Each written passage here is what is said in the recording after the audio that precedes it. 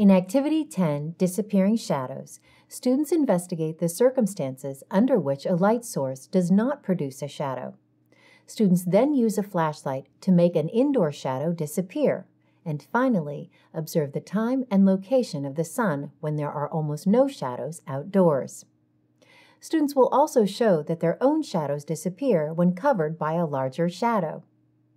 You will need the following materials from the kit: Activity Sheet 10, foam cones, and flashlights with batteries. To prepare for Session 1, check outdoors during the day to find out at what time the sun is at its highest point in the sky.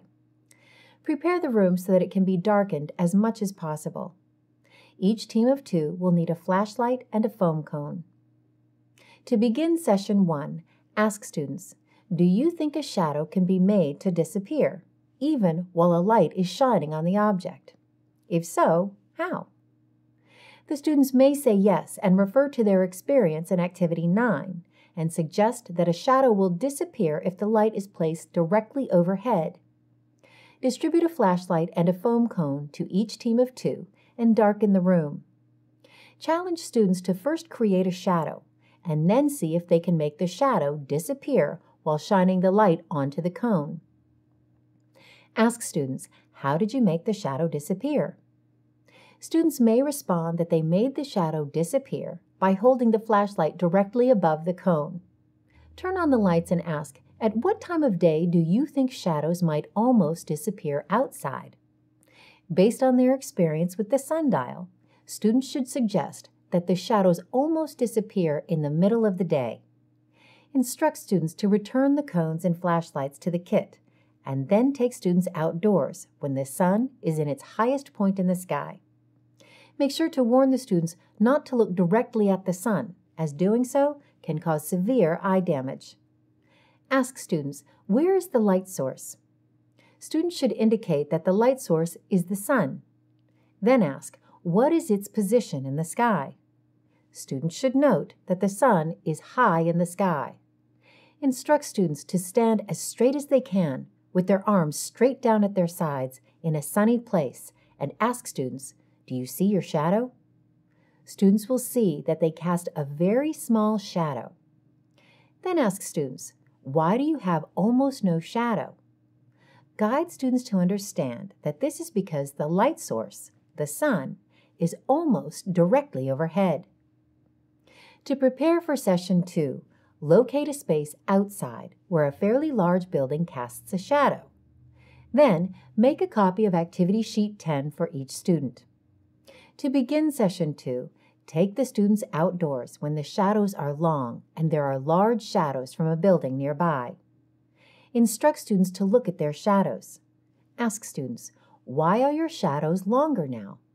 Based on what they have learned in previous activities, the students should be able to answer that their shadows are longer because the sun is lower in the sky. Then ask, can you think of a way that you could make your shadow disappear? Accept all suggestions. If the students did not notice it, point out the large shadow from the building. Ask students, how could you use this shadow to make your own shadow disappear?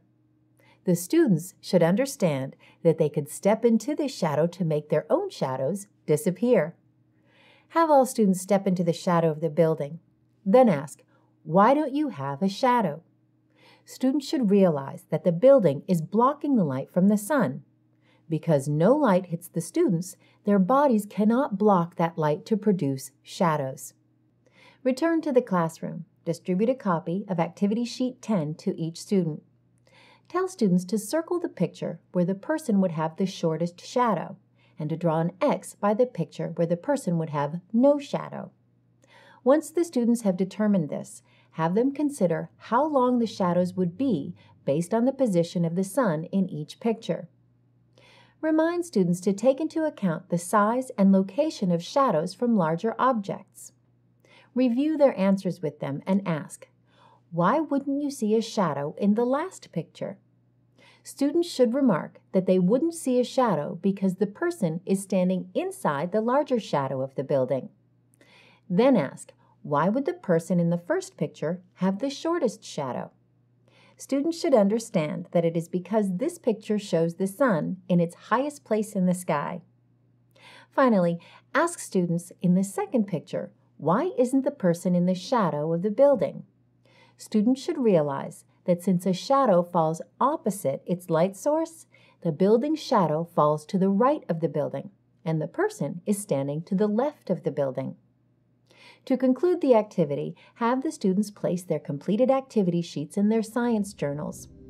For science background, reinforcement activities, curriculum connections, and information about the Delta Science Reader, please consult your DSM Teacher's Guide.